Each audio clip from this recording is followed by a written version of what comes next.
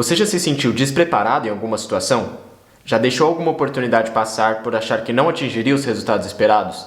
Bom, nesse vídeo a gente vai compartilhar alguns conceitos que vão te auxiliar a superar essas situações.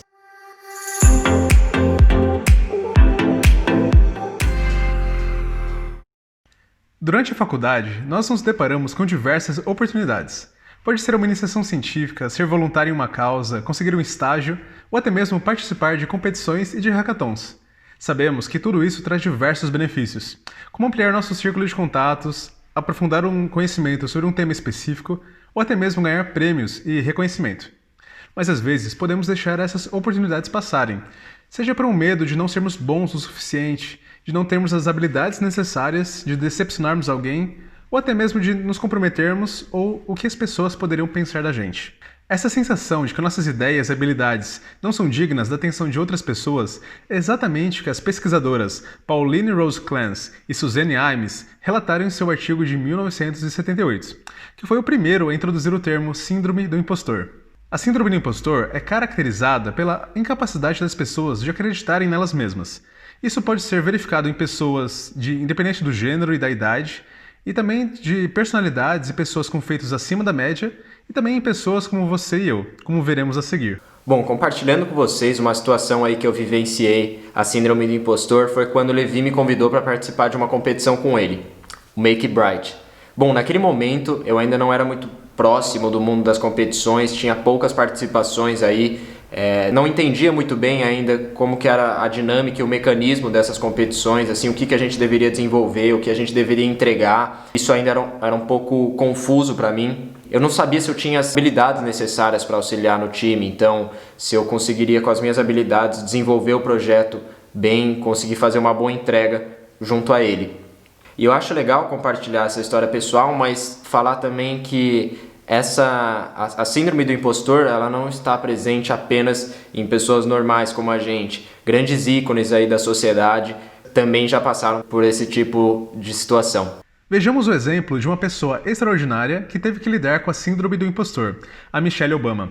Ela é formada em duas das melhores universidades do mundo, Princeton e Harvard. E ela também é advogada, escritora e teve um papel fundamental na promoção dos direitos da comunidade LGBTQIA+, enquanto primeira-dama dos Estados Unidos, também lutando pelas pautas de saúde e educação. Se você quer saber um pouquinho mais sobre ela, eu recomendo demais o documentário Becoming, que acabou de sair da Netflix. Outras personalidades que também tiveram que lidar com a síndrome do impostor são a escritora Maya Angelou, o físico Albert Einstein e a atriz e cineasta Natalie Portman. Além de mostrar que não estamos nessa, reconhecer que outras pessoas passam por isso nos ajuda a lidar melhor com nossos sentimentos de dúvida sobre nossas próprias capacidades. E uma vez reconhecendo esses sentimentos e conversando sobre eles, é um importante passo para superá-los. E foi por isso também que criamos esse canal. Queremos que cada vez mais pessoas se sintam capacitadas para lidar com desafios, estando eles no dia a dia ou em um hackathon. Bom, e agora eu vou compartilhar 3 ferramentas mentais aí para auxiliar vocês a superarem essas situações. Bom, a primeira dica é o FBR, Fast, Bad, Wrong.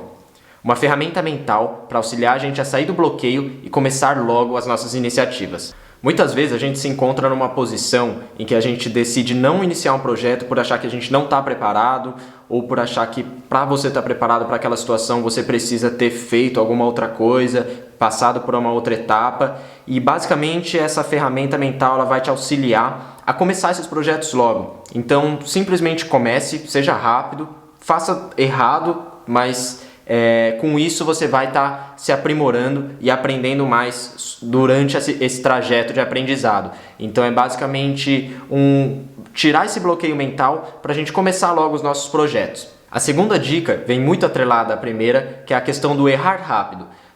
Isso está muito difundido na cultura das startups e basicamente é um mindset para você ser menos crítico ao erro e você abraçar o erro como um aprendizado e como uma oportunidade para você se desenvolver e aprimorar o que você está fazendo. Então, juntando o errar rápido com o fast, bad, wrong, é basicamente você começar os projetos que você tem vontade logo, não ficar se prendendo a alguns bloqueios, abraçar o erro como uma oportunidade de aprender e se desenvolver em cima dele, então não ser tão crítico ao erro como muitas vezes ele é visto, né? O erro às vezes é visto como uma coisa negativa, e com esse mindset a ideia é você ver o erro como uma coisa positiva, como um aprendizado, como uma oportunidade de se desenvolver a partir dele. Bom, a terceira dica, que está muito atrelada, eu acho que as duas primeiras, é um conceito que vem do budismo Zen, que se chama Shoshin, ou melhor, a mente do principiante ou mente acadêmica. E o que esse conceito fala pra gente? O que ele ensina pra gente? Basicamente, ele diz pra gente ter um mindset de principiante, ou seja, você olhar as oportunidades, as informações com a visão de uma pessoa que desconhece aquilo, e dessa forma você vai estar mais aberto a mais aprendizado. E nesse conceito ele também fala que você, tendo a mente do principiante, você consegue ter mais desenvolvimento e se desenvolver ainda mais rápido, né? Ele faz a comparação entre a mente do principiante e a mente do expert e diz que a mente do principiante você acaba tendo muito mais possibilidades e muito mais caminhos que podem se abrir, porque a sua mente, de certa forma, ela está mais aberta e vazia, enquanto a mente do expert ela já está muito cheia e ela acaba sendo muito preconceituosa com novas informações, né? Então, geralmente quando você vai falar com um expert de alguma coisa, ele provavelmente pode responder: não, sobre isso eu já sei, sobre esse assunto eu não preciso ouvir essa informação porque eu já domino isso. E quando você tem a mente do principiante, você fica muito mais aberto a mais informações, então você acaba se desenvolvendo mais e se desenvolvendo de uma maneira mais harmoniosa, vamos assim dizer.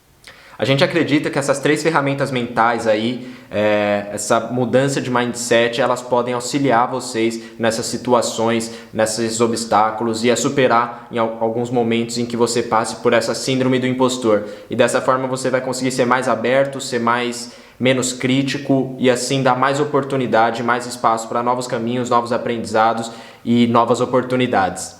Então, pessoal, nós vimos no vídeo de hoje que começar projetos, embarcar em novas ideias e desafios pode ser mais difícil do que imaginamos.